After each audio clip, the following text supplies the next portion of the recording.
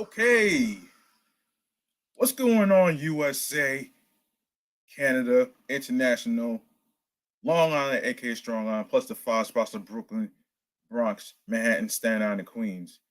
This is your man G Money Stacks, aka the Gregonator, YouTuber, creator, host with the most, misunderstood lonely nomad, unstoppable independent podcaster, and rookie podcaster of Laurelton, Queens, New York. And you're rocking and hanging out with me on the 95th episode of Meticulous Vibe Juice Podcast Review Show. I do apologize for not recording yesterday, but I figured I'd push it to today actually, so I could have something to post for Saturday. And um I was trying to help out a friend of mine who actually had someone broke into a crib and stuff. So I was trying to actually help her out and stuff. So I'm not gonna say who. I'm not gonna say who it is though. But um just know for the most part that I was trying to be there for a friend. That's about it. Anyway, man, if you missed any previous episodes whatsoever, um don't worry, everything's gonna be uploaded and posted to every streaming platform and the YouTube channel page, which I will discuss that in a sec. So we're live and direct from StreamYard alongside with YouTube, and aside of myself is the Instagram live feed of the podcast show page on Instagram of Meticulous Vibe Juice Podcast. Of course, be sure that you follow the podcast on Instagram and turn on your notifications on when you're going to actually um get the episodes, which is Tuesdays, Fridays, and Saturdays. And since I'm recording 95 and 96, um and possibly may record 97, depending on how I feel. But um I will do what I can. I will do what I can, but for the most part, let's get 95 out the way first, and then I'll figure out the rest afterwards. But anyway, if you are a new listener and a new YouTuber from the YouTube universe and you missed any previous episodes whatsoever, please feel free, and I mean feel free to actually um grab that subscribe button on the Meticulous Vibe Juice Podcast YouTube channel page. Leave a like and a comment along with the episodes, upcoming episodes, previous episodes, more video content, and of course, be sure to tell a friend to another friend, and I will handle the rest on where you can listen to the episodes, and everything else will be covered at the end of the show. For those of you that's coming in, welcome to the show. Yes, this is 90. This is episode 95, of course. Um, and today's episode, we're gonna be reviewing some TV shows, um, music artists, and and of course more stuff to come. So, without further ado, let's get to our main segment right here in terms of music Kool-Aid. And the first music artist we're going to be reviewing today is Jeru Da Damaja. So what's going on? Let's get into it right now, man. So I'm not even gonna cause a delay right now. So let's just get into it right now. Grab your drinks, grab your water, grab your Gatorade, your mimosas, or whatever drink you have in the fridge. Be sure you stick around for this music Kool-Aid segment right here.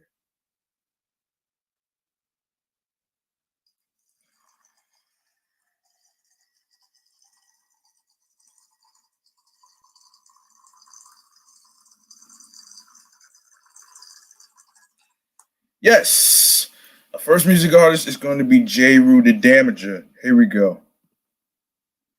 All right, so because it's hip hop history month, I figured I'd do something in regards to hip hop history in terms of music artists and stuff. But there will be some hip hop stories too. I'm gonna try to see if I can actually cover a hip hop history person MC searching along with other people. So stick around for that one and the upcoming future episode. All right, so let's get into it. Let's get into it. So Kendrick Jeru Davis, born February 14th, 1971, known as Jeru Da Damaja, is an American rapper and record producer. He is known for his 1993 single Come Clean from his debut album The Sun Rises in the East, ranked as one of the 100 greatest hip hop albums of all time by the editors of About.com. He has worked extensively with Guru and DJ Premier of Gangstar, whom he has known since he was in high school. Um, yes, so let's get into his early life, of course. Yeah, I already. Yeah, wait a minute. Did I get into? No. I didn't get that. All right. So Jeru the Damager was born February 14th, 1971, in Brooklyn, New York, and spent his early years in the borough's East New York neighborhood, where he began rhyming at block parties as a youth. Brooklyn. Yeah, I know everybody likes to rip their hood and stuff, so here it is. Yeah, I know. I know how everybody be repping. But anyway, Davis first showcased his unique style to audiences on I'm the Man, a track from Gangstar's 1992 album Daily Operation. The following year, he released his first single, Come Clean, which was produced by DJ Premier and became an underground hit. Davis's first album, The Sun Rises in the East, was released in 1994 and produced entirely by DJ Premier. The album was well received, but was criticized by the Fugees for its lyrics. Come on, man, really? Particularly for the song "The Bitches." Wow. Oh man. Wow. Hold up.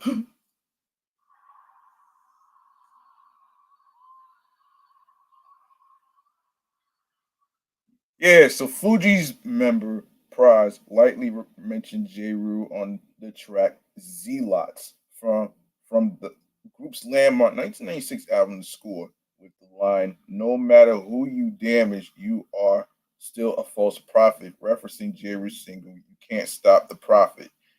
Jeru responded lightly in the intro of the track Me or the Papes. I think that's short for papers. Yeah, I think that shit is short for papers, folks. Yo. Yeah. Yeah. Me or the Papes, and also on the track Black Cowboys. Davis followed up in 1996 with his second album, Wrath of the Math, again produced solely by DJ Premier. The album was also widely acclaimed, although not on the same level as his debut. As on his first album, J. Rue was critical of commercial hip hop artists and the record labels that produced them, such as Death Row Records and Bad Boy Entertainment. The latter he criticized on the concept track One Day. After the release of Math, J. Rue reportedly had a falling out with DJ Premier and Guru. J. Rue, however, has dismissed this and claimed that they wanted to go in different directions. Shit. Davis appears semi-tied until 1999 when he released his third album, Heroes for Hire, released together with Ms. Marvel, which was his first album under his then newly created No Savage Records. It featured the single 99.9%. Um, His next album, Divine Design, released in 2003, was the first album under his new record label, um, Ash, Ashi, Ash, Nafi Records, Ash Nafi Records. I think that's how you pronounce it, but whatever. The album received little attention and mixed reviews. On April 2nd, 2007, during a La Coca Nostra concert at the Gramercy Theater in New York, Jeru Da Damaja came out for a surprise appearance to perform his song, The Original. His album, Still Rising, was released on October 16th, 2007. In 2009, Jeru started to collaborate with drum and bass producers. In 2009, he is featured on uh, Kabuki's track Watch Your Step, produced by Mainframe, and also on Open Up Their Eyes by Italian producer Fabio Musta. He also collaborated with Group Home in 2010, for a song, Guru, dedicated to the late rapper Guru. The next year, Jeru announced that he would be releasing a new record with production from 90s legend Juju from the Beatnuts, Pete Rock, Lost Professor, and old collaborator DJ Premier. But the album was not released. The same year, he featured in the song um, Autobin on the album Read Reduca. No, hold on. Reducaccia of Polish hip hop group Slum Attack. Pija DJ Dex. Okay. Polish rap star OSTR also featured on it, and the album was a great success in Poland, selling out in the first couple of days. In 2012, Jeru featured in the song "The Morning Sun" on the album remix with the son of French trip hip hop group Chinese Man. Yo, okay. In July 2013, Jeru promised to soon release a new EP with production from Lost Professor, P.F. Cutton, Junkyard Jew, and Sabor. On June 17, 2014, Jeru released an EP through Headspin Records entitled The Hammer for digital download. He has a home in Berlin. So let's get into it. So the legacy of Jeru the Damager is in 2013. The Sun Rises in the East was ranked as one of the 100 greatest hip hop albums of all time by the editors of About.com, who called it one of the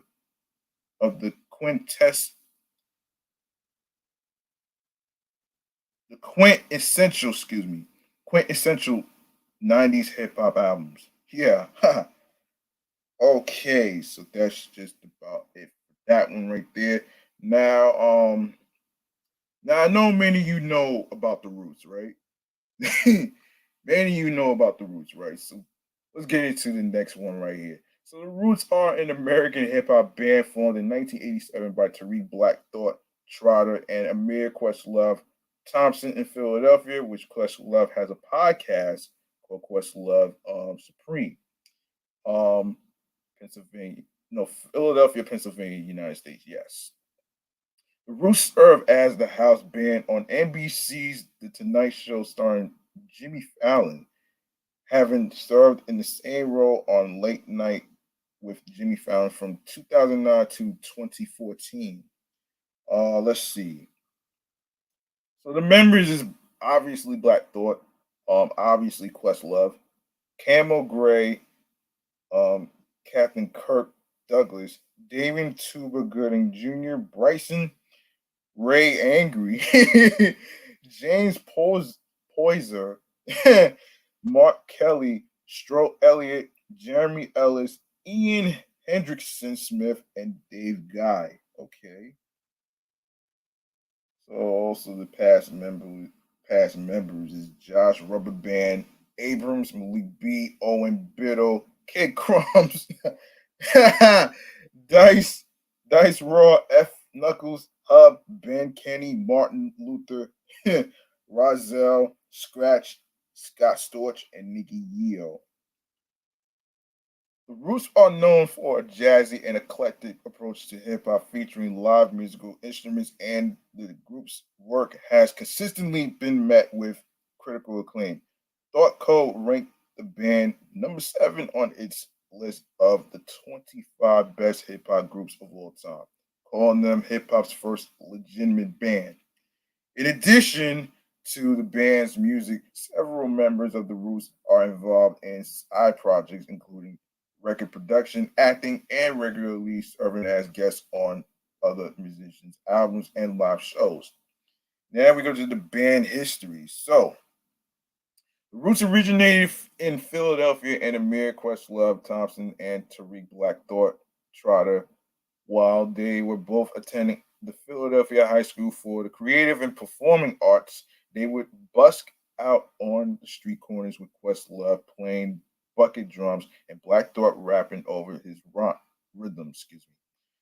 Their first organized gig was a talent show in 1989 at the school where they used the name Radioactivity, which began a series of name changes that progressed through Black to the Future and then the Square Roots.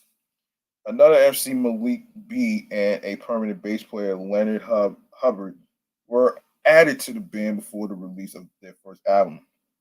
In 1982, they dropped the Square from Square Roots because a local folk group had claimed to the name.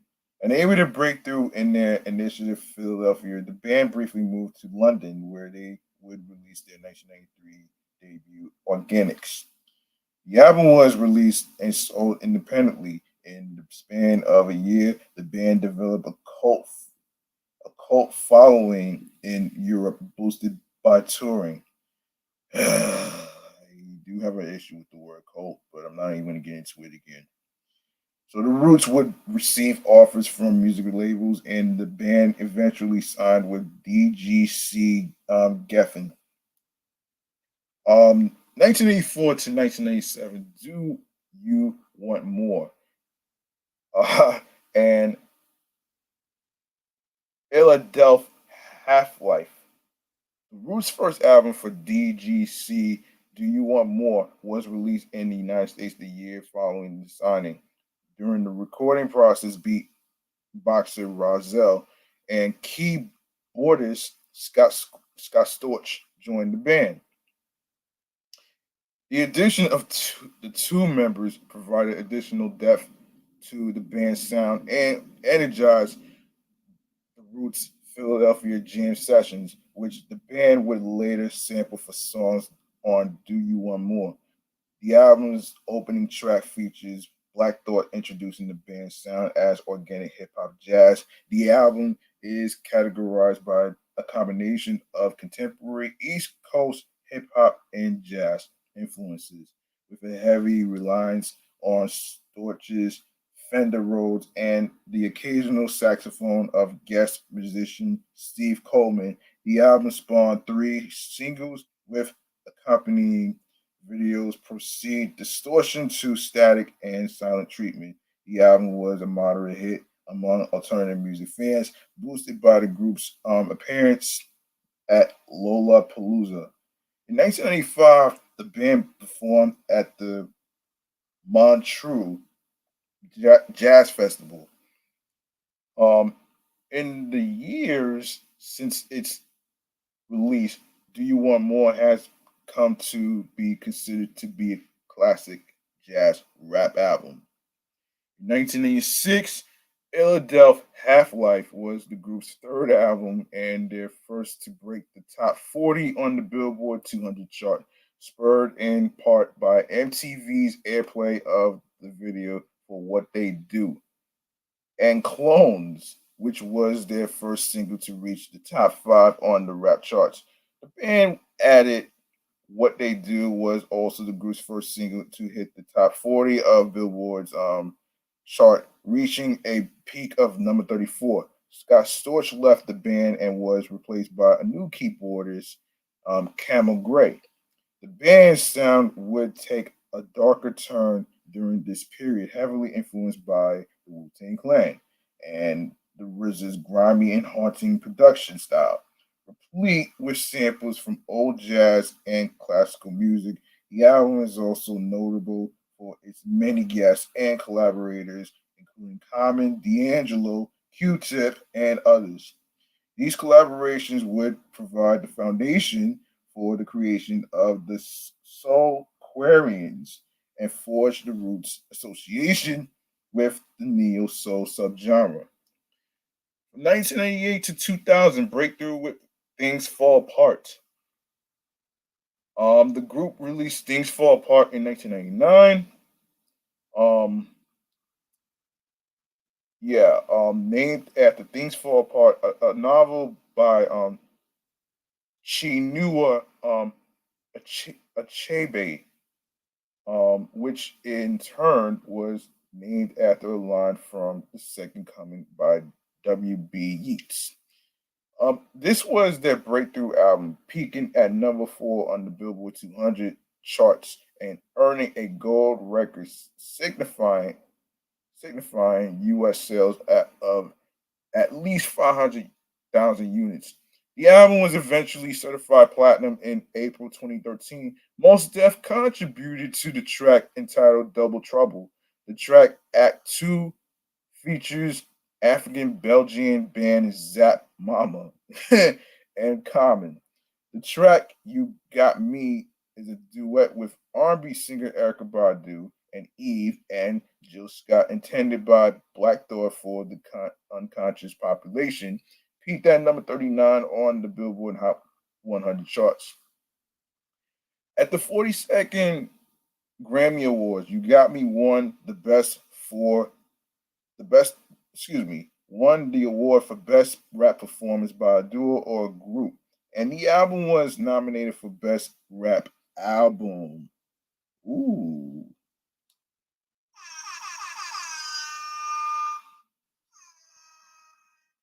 Steve Huey of the website allmusic.com perceived a strong affinity for the neo soul movement in the album. First time cameos on Things Fall Apart for the Philadelphia natives, Beanie Siegel, which everybody calls him Beans, and he helped to earn them major record deals later with Rockefeller and Rough Riders, respectively. After this album, Dice Raw left the collective to record his solo debut album, Reclaiming the Dead. Reclaiming the Dead. Oh boy. Oh shit. Reclaiming the Dead in the summertime. The band performed at the Woodside 99 concert in New York State. From 2001 to 2005, and the tipping point. Several members, including longtime member Malik B, left the group. In December 2001, the Roots backed Jay-Z for his MTV Unplugged concert. With heightened popularity came mountain pressure. The Roots released Phrenology um, in 2002. Despite not charting as high as Things Fall Apart, reaching a peak of number 28 on the charts. Phrenology was commercially successful, being certified gold and earning a Grammy nomination for Best Rap Album at the time. However, there came rumors that the Roots were losing interest in their signing with MCA. During this time, the band backed Jay-Z for his 2003 farewell concert in Madison Square Garden and appeared in the accompanying Fade to Black concert film. At the phrenology, Ben Kenny and Scratch both left the group. Kenny joined the rock band Incubus. This culminated with the release of 2004's The Tipping Point, the byproduct of several jam sessions. The album earned two more Grammy nominations, one for Best Urban Alternative Performance for the track Star um, Pointro, and another for Best Rap Performance by a Duo or Group for the track Don't Say Nothing. The tipping point peaked at number 4 on the Billboard album chart in 2005. Grown, The Beginner's Guide to Understanding the Roots, Volumes 1 and 2, a 2 disc compilation album, was released. The Roots were among several performers on the 2006 film Dave Chappelle's Block Party, whose event took place on September 18, 2004, and was released on film 2 years later. From 2006 to 2008, Game Theory and Rising Down.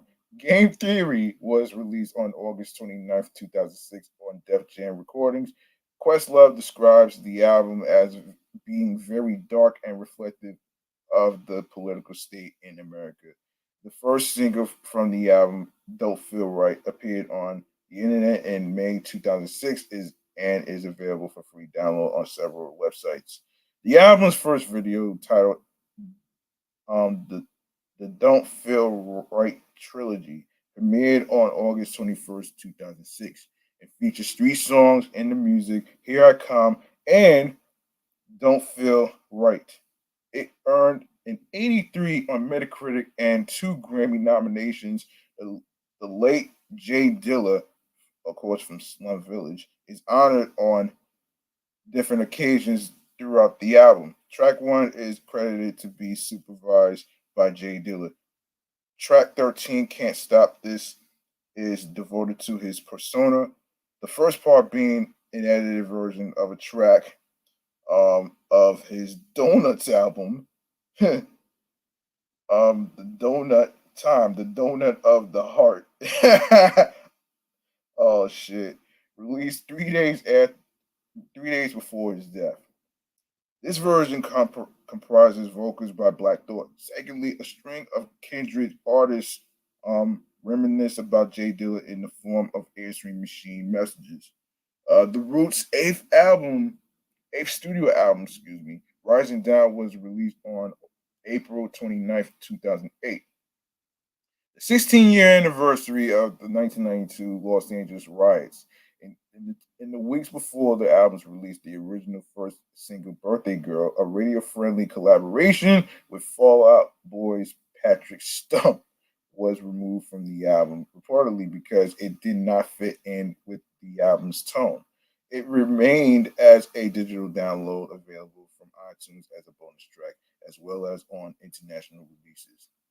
Picking up where Game Theory left, the album maintains a dark and political tone, with Black Thought and several guests venting about the ills of society. The album's guests include Chrisette Michelle, Common, Mos Def, Saigon, Styles P, Talib Kweli, and Wale. It also features Philadelphia artists Dice Raw, um, DJ Jazzy Jeff, Petey Crack, Greg Porn. Whoa, shit. Oh, shit. Greg Porn. Oh, man. And Truck North. Oh, man. Oh, man. As well as former member Malik B. Rising Down features the Roots, incorporating a more electronic and synth heavy feel into their sound. Rising Down was released to critical acclaim, garnering an overall score of 80 on Metacritic. The album's first single was Rising Up, featuring Chrisette Michelle and Wale. 2000, 2009 to 2010, How I Got Over and Wake Up. How I Got Over reflects the relief the band felt at the end of the Bush administration and the beginning of the Obama presidency. Guests include Blue, Fonte, and Patty Crash. Oh shit! A cover of Cody Chestnut's song "Serve This Royalty" was expected to be covered on the album, similar to the group's reworking of the single for the Seed 2.0 on Phrenology. Rather than relying on samples, the album was recorded live with covers, being reinterpreted by the band. The album was released on June 22nd, 2010. On June 24th, 2009, The Roots debuted the first single and title track from the album live on Late Night with Jimmy Fallon. The song featured longtime Roots collaborator Dice Raw. The um, the Roots collaborated with R&B singer John Legend on the album "Wake Up." The the album was released on September 21st, 2010, and was publicized 2 days later with a live concert at Terminal 5 in New York City with John Legend and Jennifer Hudson, who is a talk show host right now that was streamed on YouTube. On October 30th, 2010, The Roots and John Legend played live at the rally to restore sanity and or fear in Washington, D.C. From 2011 to 2014, Undone and Then You Shoot Your Cousin and side projects. Oh boy. Oh boy. Whoa. The Roots released their 13th album, Undone. Damn, I didn't even know they released 13 albums. Wow. Via Def Jam Records on December 6th, 2011. Oh shit. The first single, Make My Leap, on October 17, 2011. Undone tells the story of their semi-fictional character, um, Redford Stevens, who struggles unsuccessfully to avoid a life of crime and fast money. The album's name is inspired by the Guess Who song Undone, and the character was named after the Surf Jan Stevens song Redford. The album features artists including Aaron Livingston, Big Crit, Fonte, Dice Raw, Greg Porn, and Truck North. Oh shit. Uh, by Lau and Surf Jan Stevens. The Roots also collaborated with R&B singer Betty Wright on the 2011 album Betty Wright, the movie, credited to Betty Wright and the Roots. The album, co-produced by Wright and Questlove, was nominated for a 2012 Grammy in the Best Traditional R&B Performance. The Roots and Elvis Costello released Wise Up Ghost on September 17, 2013 via Blue Note Records. On July 22nd, 2013, they released a music video for the first single, Walk Us Uptown. The Roots released And Then You Shoot Your Cousin on May 19, 2014. The first single, When the People Cheer, was released on April 7, 2014. Black Thought described the album as a satirical look at violence in hip hop and American society overall. From 2015 to the present, Endgame. Yeah, in an interview with Fuse TV, Questlove said he also had two or three secret major musical projects that I'm working on that I can't really talk about. In September 2016, the Roots backed up Usher at a Global Citizen benefit concert in Montreal, Quebec, Canada, launching speculation of a major collaboration between the two acts.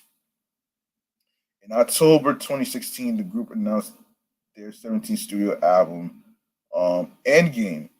Black Thought in June 2017 further revealed that producers Knife Wonder and Salam Remy will contribute to the album. And in March 2019, Questlove revealed there will be an unreleased Jay Dilla beat on it as well. The Roots was among hundreds of artists whose material was destroyed in the 20, in the 2008 Universal fire. Responding to an earlier Times report, Questlove confirmed that the masters for Do You Want More and Philadelphia Half Life were among those lost in the fire. Oh shit. Yeah, that's crazy, man.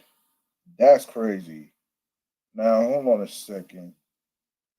Wait a minute, wait a minute, hold on a second. Um yeah, Endgame is I don't think Endgame is out right now. There's no release date for it right now, so anyway, so let's get into the awards section.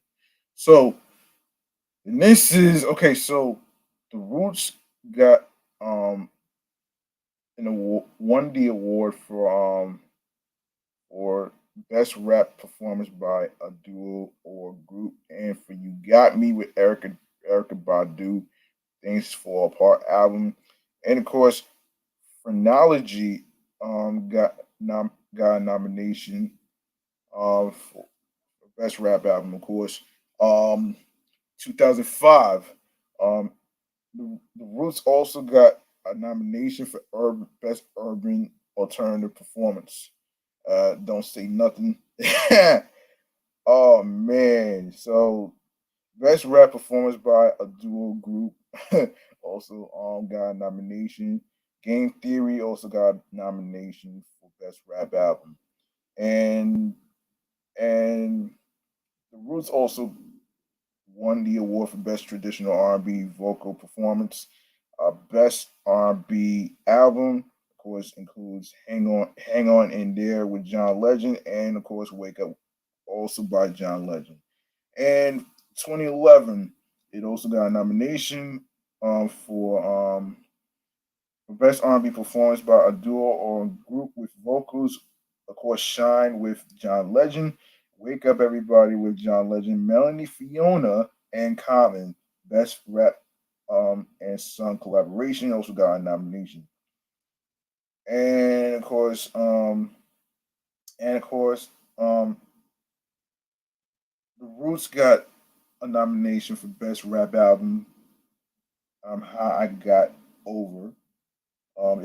They also got a nomination for Best Traditional R&B Performance for Surrender with Betty Wright. 2013 Undone Best Rap Album got a nomination by the Roots, of course. MTV Music Awards, the C 2.0 MTV 2 award actually, and also got a nomination. So that's pretty dope. MTVU Woody Awards, never heard of it, but um, so the Roots got an award for Road Woody. Welcome back, Woody. Oh shit! Hold on a minute here, man. Hold on. Yeah. Um. Anyway, man, let me get to the BET Awards thing. So the Roots got an award for best group and also got a nomination as well.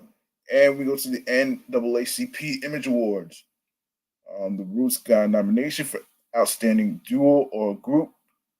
Um, they also won the award for Outstanding Duo or Group, Outstanding Collaboration, and of course, Wake Up, Outstanding Album. Of course, there it is. So the first hip hop group to perform at Lincoln Center January 2002. Named one of the 20 greatest live acts in the world by Rolling Stone 2003. Heroes Award from the Philadelphia chapter of the Recording Academy 2004. All right, so let's get to another group that maybe some of you may not heard of called Flatliners. All right, Flatliners is a horrorcore.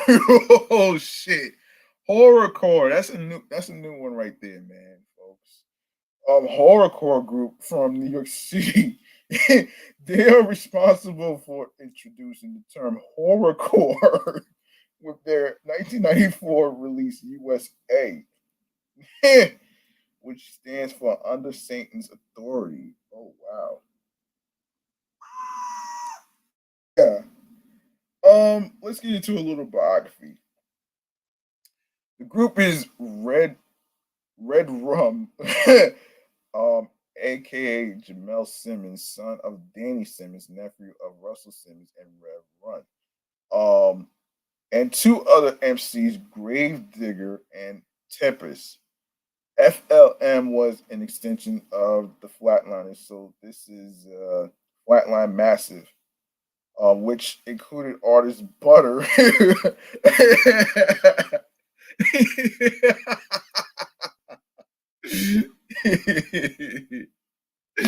Oh man, Mayhem. Oh damn, and OMN 999 Omen. Oh shit. Oh man. Oh my gosh. Def Jam targeted the Flatliners as an alternative to gangster rap, which was dominating hip hop music at the time. The term horrorcore is a fusion of hardcore hip hop and horror. Oh shit. The video for Live Evil, oh man, featured Red Rum rhyming while hanging from a noose. What? Wait.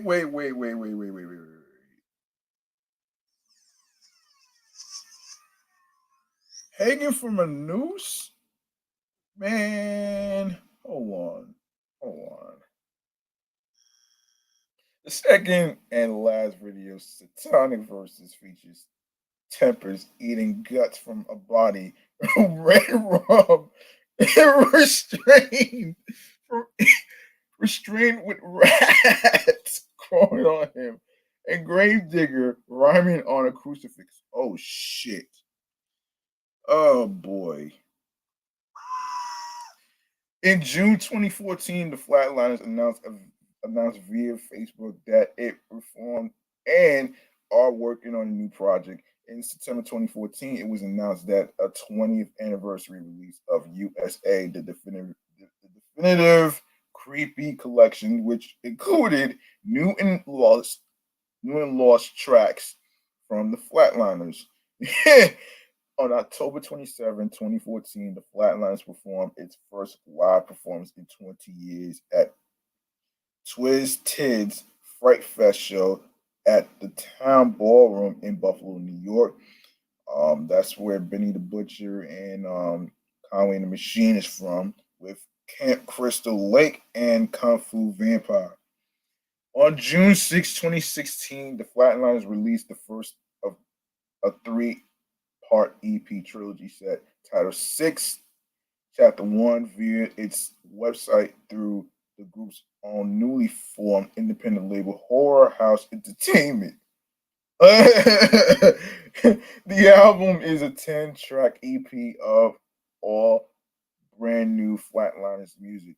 On June 6, 2017, the Flatliners released the second installment of the Six trilogy titled Six Chapter 2 on Horror House Entertainment. The EP has 7 brand new tracks and a bonus remix track of Down Here from Chapter 1. The first single off the album was The Liners Is Attacking, produced by Rock Wilder. On June 6, 2018, the Flatliners released the final installment of the Sixth trilogy titled 666 Chapter 3 on Horror House Entertainment. The EP has 10 brand new tracks, completing the Sixth saga. The first single off the album was the controversial Gucci's Different. Well, of course, you would say that actually, yes. Yeah. Wow. Okay. So let's see. What else can we talk about here in music discography? Hold on a second, folks. Let me see. Let me see something. Let me see something. Yes. Oh yes. Buckshot music. Right. All right. Buckshot music. Let me. Yes. Buckshot. All right. So let's get into it right now. Um. Let's see. Let's see. Okay. Um. Kenyatta Blake, born November 19th, 1974, known professionally as Buckshot, is an American rapper from New York, best known as a frontman of hip hop groups Black Moon and Boot Camp Click. He's the founder of Duck Down Music um, record label with Juha Friedman. He has released one solo studio album, three with producer Knife Wonder, and with KRS-One, four albums with Black Moon, and four albums with the Boot Camp Click. Well, let's get into the biography. Born and raised in Brooklyn, New York City, Buckshot Shorty began rapping in neighborhood rhyming ciphers. In high school, he befriended Kareem, 5 feet, Reed, Ewart DJ, Evil D, um, Dugard, and Walter, Mr. Walt Dugard, who would evolve into the super production team, the Beat Miners. In 1992, Blake Reed and Ewart Dugard, formed Black Moon. The trio released this single, "Who Got the Props," in late 1992, which reached number 86 on the Billboard Hot 100 chart, landing them a recording deal with Nervous Records. Later that year, Black Moon released their first full length album, Enter the Stage, to positive critical acclaim. The album featured appearances by Havoc of Mobb Deep, as well as future Boot Camp Click members Tech and Steele of Smith and Wesson. In 1984, with Juha Friedman, the two left Nervous Records and formed Duck Down Management. That same year, Blake signed and oversaw the creation of Smith and Wesson's debut album, The Shining, as well as adding Helter Skelter, Rock and Rock, and original Gun Clappers starring Wanda, Top Dog, and Louisville Slugger to Duck Down's roster. During the summer, Blake took part in the collaboration with Master Ace and Special Ed as the Crooklyn Dodgers. I remember that. Everybody remembers that shit, though, man. Releasing the single by the same name on the soundtrack of Spike Lee's 1994 film Crooklyn. Yeah, everybody remembers that movie. Officially titled Duck Down Enterprises in 1996, Blake Friedman and Smith and Wesson began work with Tupac Shakur on the unreleased studio album One Nation. During this time, Blake was dubbed as the BDI Thug by Tupac. March 1997 marked a milestone in Duck Down history. The collective of Buckshot, Smith, and Wesson, Helter Skelter, and OGC formed a supergroup, the Boot Camp Click, who released a debut album titled For the People. A remix of Night Riders was recorded featuring the late great Aaliyah, but the single was never released due to conflicts between record labels. In 1989, Black Moon released their second album, Warzone. It was their first full-length album in more than 5 years, featuring from Q-Tip, Busta Rhymes, MOP, Heather B, and produced by the Beat Miners.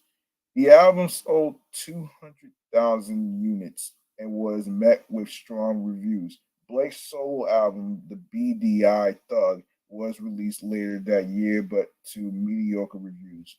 In July 2002, Duck Down ended its 2 year search for a new distribution deal, inking a 3-year contract with Koch Distribution.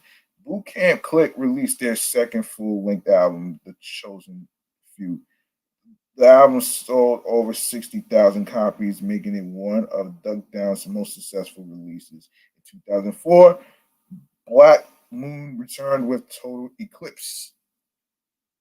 The album peaked at number 47 on the top R&B hip hop albums and ranked number 23 for independent albums charts. Blake and North Carolina-based producer Knife Wonder um, collaborated to release "Chemistry" in summer 2005 to positive reviews. This album was a part of Duck Down's Triple Threat campaign, preceded by Sean Price's Monkey Bars, and followed by Tech and Steel's Smith and Wesson Reloaded. Who Can't Click returned in summer 2006 with The Last Stand, with an all-star cast of producers: Pete Rock, the Beat Miners, Knife Wonder, Lost Professor, Marco, Polo, um, Ill Mind, Coptic, Sick Beats, and Ken Double B. It was a critical success and marked the return of the entire boot camp clique for the first time in several years. In addition, Black Moon released Alter the Chemistry, laced with 1970s influenced rhythms and samples. It takes a new approach to chemistry. In April 2008, rather, Buckshot and Ninth Wonder released their sophomore studio album, The Formula. In September same year, Blake was hospitalized after suffering a series of seizures. Shit, reminds me of me. Um, yeah. His business partner, Friedman, said he had just returned from a 3-week tour through Europe prior to the episodes. After a short hospitalization, he was released and returned to performing and recording. Buckshot and KRS-One also released an album together called Survival Skills on September 15th, 2009 via Duck Down Records. Its first single, Robot, produced by Havoc, was released on iTunes on May 5th, 2009. During 2010s, Blake has released the third album with Ninth Wonder, The Solution, 2012. Backpack Travels 2014 with DJP Money from New Zealand. And the fourth Black Moon album titled Rise of the Moon 2019, which is his recent project to date. Okay, let's get to I don't know what the hell. Yeah, I'm not even gonna go. All right, so that's pretty much all the collaborative albums, solo albums, um, Black Moon albums, and Boot Camp Click albums. That's basically all it right there. Let's see. Let's see if I missed anything. Nope. I think we're good to go. We're gonna get into let's get into some TV related stuff though, man. Starting with Roswell, actually. So let's get into that right now under the name the Chillax Man Cave Popcorn Lounge right here. So let's get into it.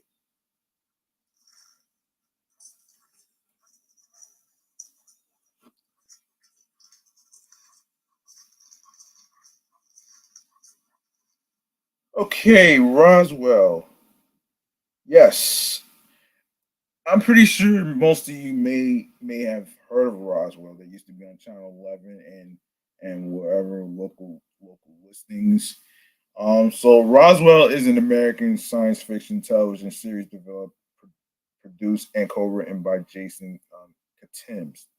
The series debuted on October 6, 1999 on the WB and later shifted to UPN for the third season. The final episode aired on May 14, 2002. 61 episodes in total were broadcast over the show's 3 seasons. In the United Kingdom, the show aired as both Roswell High and Roswell. Oh, wow. And the cast goes Shuri Appleby, Jason Bear, Katherine Heigl, Majandra Delfino, Brendan Fair, Colin Hanks, Nick Weschler, William Sadler, Emil D. Raven, and Adam Rodriguez. Okay, so this is crazy. So the series is based on the Roswell High Young Adult Book series, written by Melinda Metz, excuse me, and it edited by Laura J. Burns, who later became staff writers for the television series. The reimagining of the series, titled Roswell, New Mexico, was ordered to the series, which I will get to next. Um, so so let's get into it right about. Let's get into it though, man. So the Roswell High was originally developed by 20th Century Fox Television and Regency Television for the Fox Network, though it eventually landed on the WB, um, thanks to the latter network's offer to extend a full 22 episode upfront commitment. The pilot episode was filmed in 12 days with a budget of $2 million. $2 million is the budget. The morning after the second episode of the series was the first episode with the full title sequence utilizing the theme song Here With Me by Dido. Now, filming locations, Roswell was filmed in various locations around California, City Hall, Charter Oak High School, and several other businesses and residences in Covina served as locations for the fictional locations in Roswell, New Mexico, as well as Vasquez Rocks, 905 Acre Park in Los Angeles County. Episode one of three was filmed partially in Salina, Utah. Um, the series premiered on October 6, 1999 on the WB in the United States to generally favorable reviews.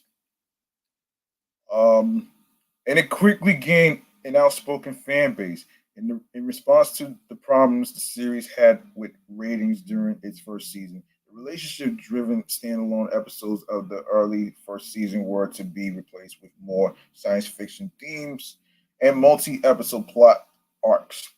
Starting with the second season, after a fierce fan driven campaign involving bottles of Tabasco sauce and a favorite condiment of the show's alien characters being sent to the network's offices. Veteran science fiction writer Ronald D. Moore was brought in to join Continue as an executive producer and showrunner and to further develop the science fiction elements of the show. Not all fans responded favorably to the shift to more science fiction driven storylines during the second season, and the ratings continued to disappoint, causing the network to finally cancel the show on May 15th, 2001, after the show's second season finale, a move widely anticipated due to the sagging ratings. 20th Century Fox was able to persuade UPN to pick it up for a third season as a package deal when UPN outbid the WB for one of its popular flagship series, Buffy the Vampire Slayer. During the 2001-2002 television season, Roswell in its um, third season aired directly after Buffy on Tuesday nights on UPN, though it was unable to hold on to the audience Buffy provided as a lead in. This eventually resulted in the show's cancellation, UPN as well. All right, let's see. Let me see. Um, okay, so in October 12th, 2017, the CW announced that a reimagining of the book series was in development. Unlike the original series, the new series has an imagination twist, focusing on the young daughter of undocumented immigrants who returns to her hometown of Roswell to shockingly discover that her teenage crush, now a police officer, is an extraterrestrial. On January 30th, 2018, the CW issued a pilot order for the new version. On February 15th, 2018, it was announced that Julie Plec would direct the pilot. Production companies involved with the pilot include Television, Bender Brown Productions, CBS Television Studios, and Warner Brothers Television. Um, Previously produced from Regency Television and 20th Century Fox Television. On February 16, 2018, Janine Mason was cast in the lead role. Weeks later, it was announced that Nathan Parsons, Michael Trevino, Heather Hemmings, Michael Vlamis, um, Lily Coles, and Tyler Blackburn were added to the cast. On May 11, 2018, it was announced that the CW ordered Roswell, New Mexico to series and will premiere on January 15, 2019. It is set to conclude its run at the four seasons in the latter half of 2022. Okay, Roswell, New Mexico. Hold on a minute. Let me just find it. Let me just find it right here. Yes, here it is. Yes, here it is. So, Roswell, New Mexico is an American science fiction drama television series named after the city of Roswell, New Mexico, developed by Karina Adley McKenzie for the CW. It debuted as a mid-season entry during the 2018-2019 television season on January 15, 2019. The series is the second television adaptation of the Roswell High book series by Melinda Metz. In January 2020, the CW renewed the series for a third season, which premiered on July 26, 2021. In February 2021, ahead of its third season premiere, the series was renewed for a fourth season, which premiered on June 6, 2022. In May 2022, it was announced that the fourth season will be its last. Damn. Yes. Janine Mason, Nathan Dean, Michael Vlamis, Lily Coles, Tyler Blackburn, Heather Hemmings, Michael Trevino, Trevor St. John, Karan Overall, and Amber Mid Thunder. Oh wow. Um. Okay. So I'm not even gonna go. Well, so after returning to her hometown of Roswell, New Mexico, the daughter of an illegal immigrant discovers her teenage crush is an alien who has kept his unearthly abilities hidden his entire life. She protects his secret as the two reconnect, but when a violent attack points to a greater alien presence on Earth, the politics of fear and hatred threaten to expose them. Oh shit. And we go to the reception. So we go to the critical reception right here. So the series holds an approval rating of 55% based on 20 reviews, with an average rating of 6.22 out of 10 on Rotten Tomatoes. The website's critic consensus reads Roswell, New Mexico admirably adds modern political context to its premise. But this reboot hews um, too closely to its predecessor to transcend the pitfalls of a redundant um, retread. Metacritic, which uses a weighted average, assigned the series a score of 58 out of 100 based on 13 critics, indicating mixed or average reviews. Well, let's see. I'm not even gonna go. I'm not gonna go over the ratings with you folks right there, so I'm not gonna do that.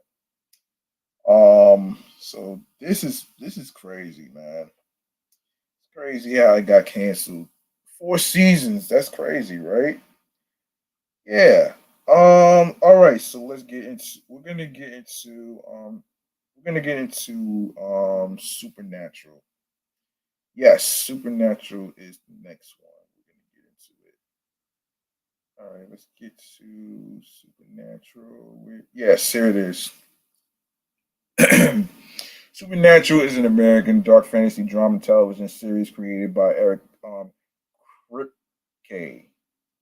It was first broadcast on September 13th, 2005 on the WB and subsequently became part of successor the CW's lineup, starring Jared Padalecki as Sam Winchester and Jensen um, Ackles as Dean Winchester. The series follows the two brothers as they hunt demons, ghosts, monsters, and other supernatural beings. The series was produced by Warner Brothers Television in association with Wonderland Sound and Vision, along with Kripke. Executive producers have been MC MCG, Robert Singer, Phil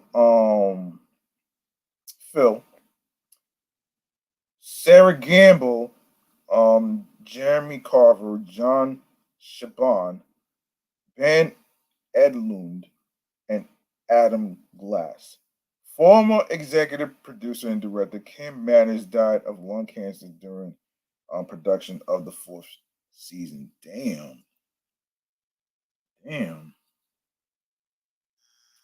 Hold on. Wrong one. Wrong one.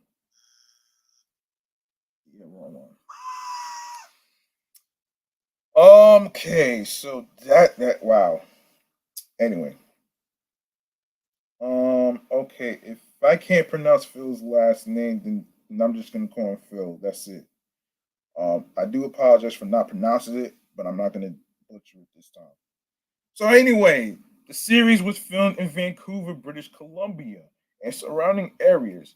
It was in development for nearly 10 years. As creator Kripke spent several years unsuccessfully pitching it. The pilot was viewed by an estimated 5.69 million viewers, and the ratings of the first four episodes prompted the WB to pick up the series for a full season.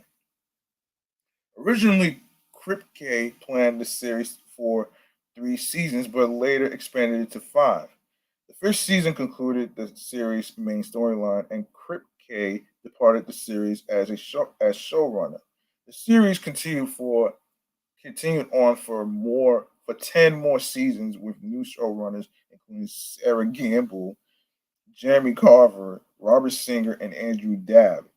With its 11th season, wow, Supernatural became the longest running American live action fantasy TV series. The series was renewed for a 15th and final season that consisted of 20 episodes and premiered on October 10th, 2019. The series concluded on November 19th, 2020, with 327 episodes aired. Wow. Wow. That's very impressive right there, man. All right, so let's get to let me see what else. What else let's see.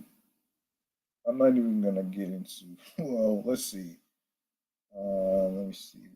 Current elements. Yeah, I'm not gonna go into that right there. Um damn. Yeah, they got everything. Man, they really got everything right there. Yeah. So anyway, I think that's about it for Supernatural. Now the impact, let's see. Now the impact, well, yeah, I'm not even gonna really go to the ratings. I'm not gonna go over the ratings with you folks, but there's wow. Anyway, anyway, let's get to another one. Let's go to another one right here. Um there's a TV series that's out right now called Winchester, Winchesters, I think. Yes, that's what it's called. Um, let's see what's going on here with this one. So, the Winchesters, actually, that's what it's called. Let's see, the Winchesters. Here we go. So the Winchesters is an American dark fantasy drama television series developed by Robbie Thompson and is a spin-off from the prequel to Supernatural. The series premiered on October 11th of this year, 2022, on the CW. And the cast goes like this: McDonnelly, Drake Roger, Nita Kershid, Jojo Fleetez, Demetria McKinney, Bianca Cagelich. And of course, it's narrated by Jensen Ackles.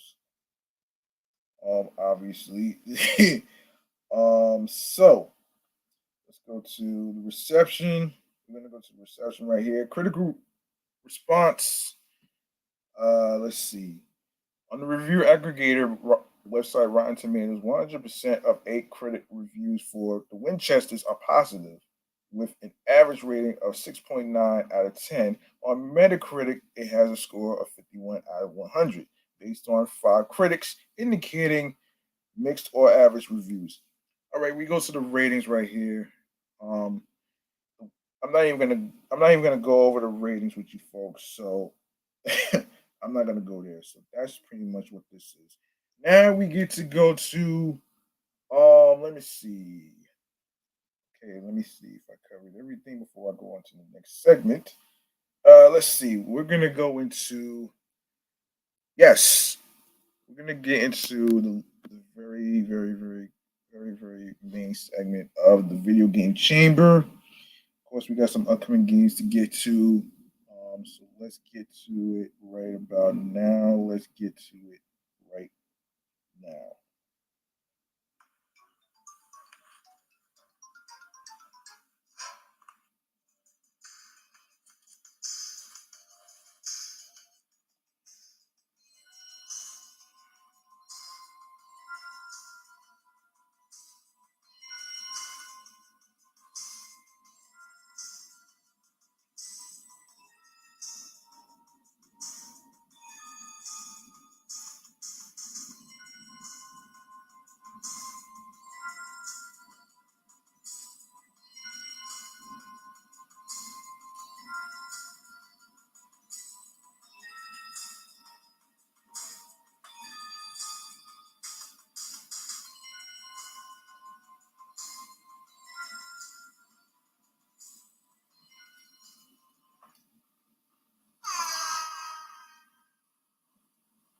All right, we got some video games to cover for November. Let's see. Where did I leave off last time? Okay, okay. Yes. Um, all right. Let me just get to. I know I left something right here. Oh, right. Here it is. Here it is. So, all right. So I said I was gonna go over Marvel Spider-Man Miles Morales, right? So let's get to it. This is for November 18th. Well, before I even get to that, well, yeah, there's Call of Duty Warzone 2.0 for PlayStation 5, Xbox Series, PlayStation 4, Xbox One, and PC. It's also coming out on November 16th. There's Goat Simulator. Don't know why, but PlayStation 5, Xbox Series, and PC November 17th. And now we're gonna go over the Marvel Spider-Man Miles Morales game for PC. All right, let's get to the review. Let's get to the review real quick. All right, so electricity surges through Marvel's Spider-Man Miles Morales, delivering a powerful charge to the web-slinging action and a warmth to the family-focused story. Even though this sequel runs at roughly excuse me, half the length of Peter Parker's 2018 adventure, it is consistently engaging and powerful, only coming up short in the impact the villains have on the entire experience. Miles is Peter's understudy, and while he's just learning what it means to be a hero, he embraces the opportunity and stands tall on his own. His actions are not as refined as Peter's, but he spins a more complex web on the battlefield, into, intertwining fist, fisticuffs and stealth in glorious ways to decimate his foes.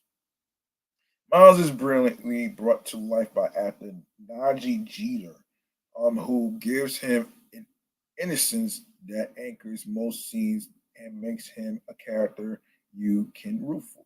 You can root for. Miles is just getting to know his new home of Harlem, a beautifully realized location with a wide variety of cultures, languages, and festive holiday decorations to soak in. By having Miles' first days at Spider-Man unfold off-screen through the first game's DLC, Insomniac sidesteps some of the awkward growing pains of a new hero. From the moment you take control of the film, control of him, he feels like a skilled Spider-Man. He swings dangerously across crowded city streets, shoots webbing to stop speeding cars, and uses his spider sense to slip through streams of bullets. In these opening moments, Miles' move set feels a little bit like a carbon copy of Peter's, but that changes quickly once he gains access to his new powers. Miles is differentiated from his mentor in two huge ways. The biggest is his ability to camouflage and disappear completely from the sight. This technique not only makes stealth easier and more satisfying, it also creates the opportunity to reset encounters. Enemies can lose sight of Miles and return to their patterns. So you can try picking them off silently again. This reduces some of the difficulty, but camo aug- augments um, these conflicts nicely and also makes Miles feel like an entirely different kind of hero than Peter. Wow.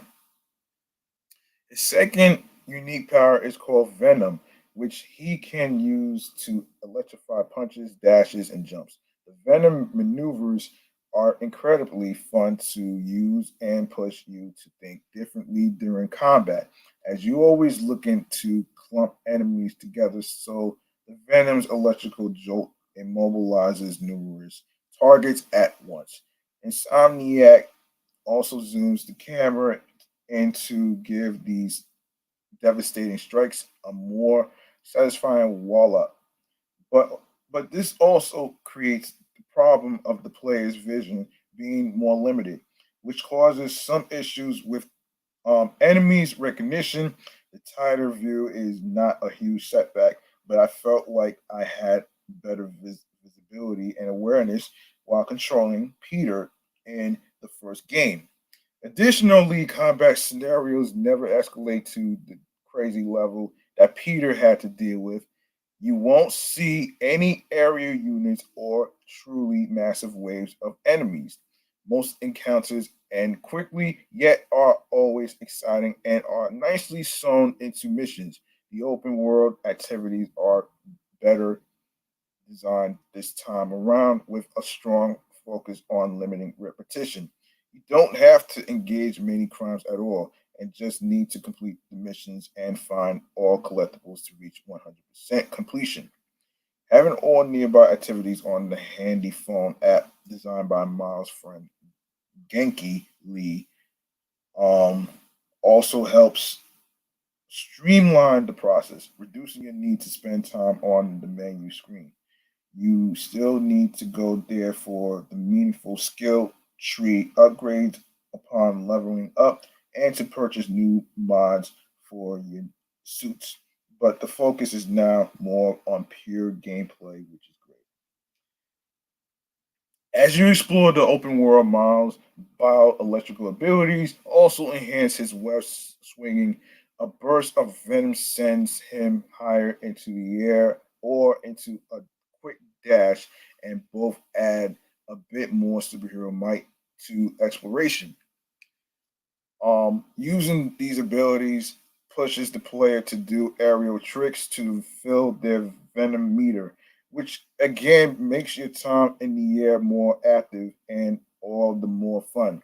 Everything you do branches beautifully off of the central narrative arc, which focuses intimately on Miles and his family. The slower moments are easily the game's best. Some are even delivered as fun musical montages. Insomniac puts a lot of heart and care into these sequences, and they go a long way in making the big reveals and dramatic moments click. All of the story focused missions and side activities are nicely designed and often lead to great set piece moments and rewarding payoffs along the lines of new suits or additional activities coming online. I thoroughly enjoyed how Miles' story unfolds, but it hangs its mask on some cliched coming of age hooks outside of his personal and familial turmoil. He doesn't face much of a defined threat. Roxanne is billed as the evil presence, but you won't see many villains at all. A huge change of pace from the first game. Rhino is the most pronounced, and he's the first one you see. Some others are teased, but they never materialize into anything other than cameos. Roxanne, the unrecognized, the underground fall a bit flat, but the emotional strings they link to Miles pay off in satisfying ways. For a second act, Marvel's Spider-Man Miles Morales satisfies, taken to the web line and soaring across a wintry New York skyline is every bit as enthralling as it was before, and Miles develops into a fantastic hero. This follow-up doesn't have as much of a sinister punch, but it delivers some great plot twists and concludes with another eye-opening post credit credits sequence that teases an exciting future for Insomniac's Spider-Man series. All right, so the PlayStation 5 difference. No load times, beautiful ray tracing. The PlayStation 5 version of Marvel's Spider-Man Miles Morales is a technical juggernaut that continually impresses. It is the ideal way to play the game if you can. Feeling the venom flow through the controller is quite cool. That's not to say the PlayStation 4 version is far behind. However, um, Marvel's Spider-Man from 2018 remains one of the generation's best looking and playing games, and this game's performance is in lockstep with it. Fast travel and restarts bring up short subway rides and loading screens.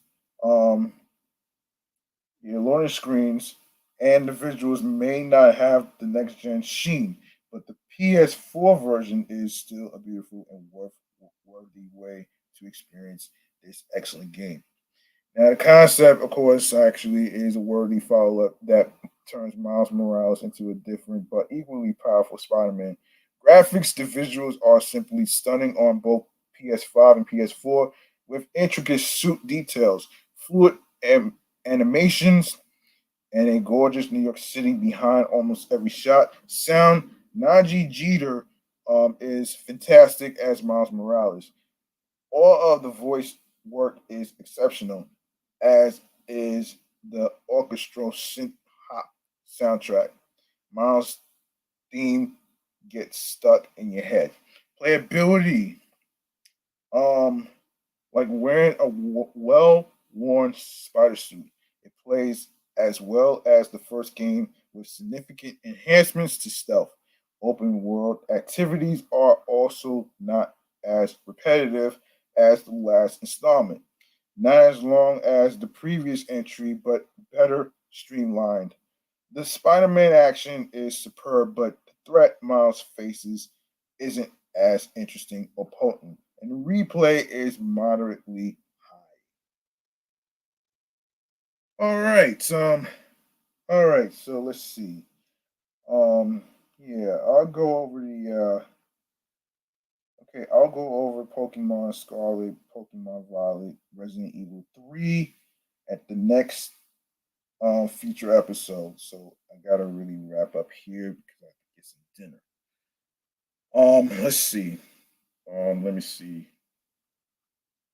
Let's see. Hold on a second.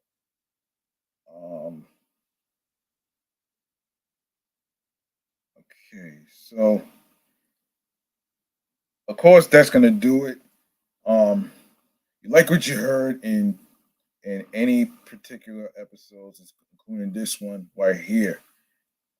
You can feel free to make a generous charitable donation to my Cash App to support this show right here. Um, and once again, the Cash App is G Money Stacks 555. That's dollar sign capital G lowercase MONEY capital S lowercase TACKZ 555. Once again, it's not about having a lot of money from a rich family. It's all about doing the best you can on whatever amount of money you decide to donate will be appreciated. So yeah. So yeah. And I'm gonna go to yeah, I'm gonna go to the last segment of the day, which is stream choices on the go. All right, so let's get into it right about now. Yeah, you know what to do, folks. And the people that's been following this podcast and my other podcast shows, you can follow Meticulous Vibe Juice podcast. Of course, you can show some love by following Meticulous Vibe Juice podcast alongside with my other shows, Excellent Fun Vibrant Talks podcast, of course, and and of course, my number one show that has 203 episodes, which is Off the Meat Rack Chains New York podcast. On Facebook and Instagram, I do post where you can listen to it. I do post on there, but I'm not always active over there. But um, I will say, I will say from time to time, I do post where you can listen to the episodes as far as like the link of Anchor FM and other streaming platforms everywhere, man. You know what I'm saying? Yeah, so that's gonna really and also you can follow me on the gram as well on my primary handle, which is G Money Stacks 555 in Queens, New York. And of course, and of course, turn on your notifications because you never know when I might drop these episodes on every week, which is Tuesdays, Fridays, and Saturdays. All right. Um, so yeah, if you go to the link in bio where it says Linktree / Meticulous Vibe Juice Podcast, you're going to see a whole list of audio streaming platforms that you can follow and subscribe. So, and also don't forget to leave a 5-star rating on Podchaser, Podfriend, um, and of course Apple Podcasts, and of course Spotify with 5-star rating and a review. That would be appreciated. So yeah. So you can also leave a voice message on anchor.fm/meticulous juice pod on there as well.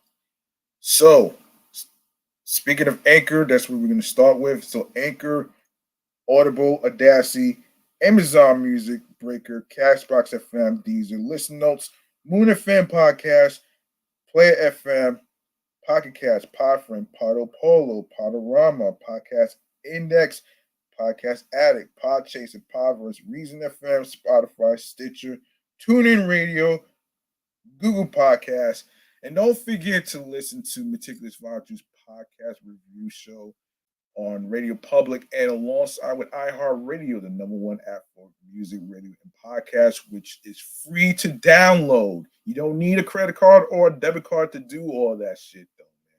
You can download it to your iPhones, your Android phones, your iPads, and your Android tablets, which is what I have right here. And also, make sure you follow my other shows that's also on iHeartRadio as well, which is the Sports Edition show of Excellent Fun Vibrant Talks podcast. And of course, my number one show, Off the Meat Rack Chains New York podcast. Um, with 203 episodes, I did discuss a little. I did discuss my issues on why I lost respect for Kanye West and shit like that. And you can go check out episode 200 and episode 202. And yeah, and of course, yes, there it is right there. Make sure you follow on iHeartRadio as well um as you know, make sure you grab that subscribe button for me on the YouTube channel page of Meticulous Vibe Juice Podcast review show, which is and also um click that noti bell so you can be reminded when the show goes in the air via live stream. I'm sorry, I'm trying to speed up this thing because I'm trying to go downstairs to get something to eat. That's why I'm trying to speed this up.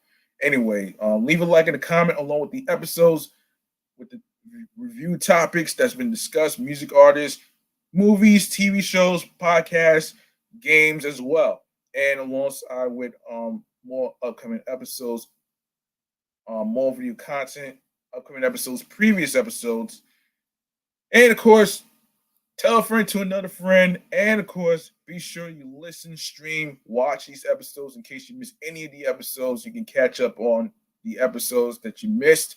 And of course, be sure to share the videos, share the episodes, download these episodes, and of course, be sure to spread the word. Word of mouth is important. And of course, be sure to share the podcast along with the link that says Linktree/ Meticulous Vibe Juice podcast with your husbands, your wives, your boyfriends, your girlfriends, your friends, and the people you cool with from work and all that great stuff right there.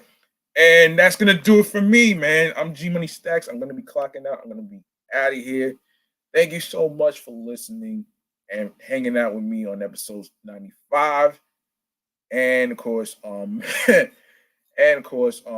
yes, this is the episode Roswell, which I actually reviewed and stuff, which seems pretty good actually.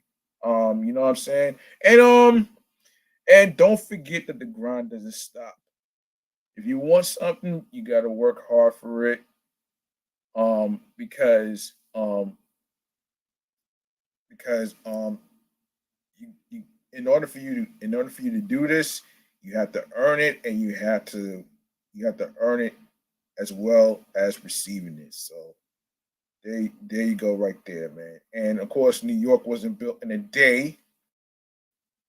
And of course, be sure to remember that to follow your goals and dreams alongside with what alongside with finding things that makes you happy um in a therapeutic way.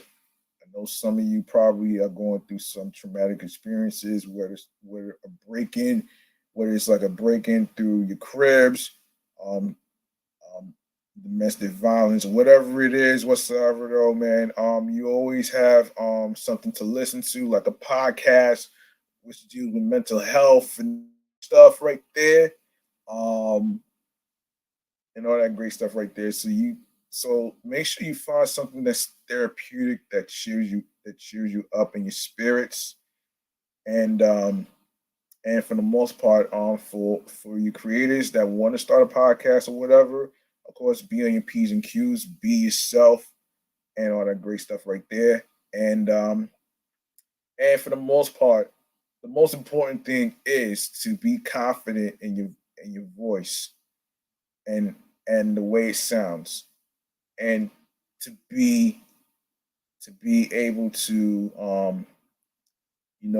find that spark that clicks to you, that gets you into your zone creatively speaking with some tunnel vision.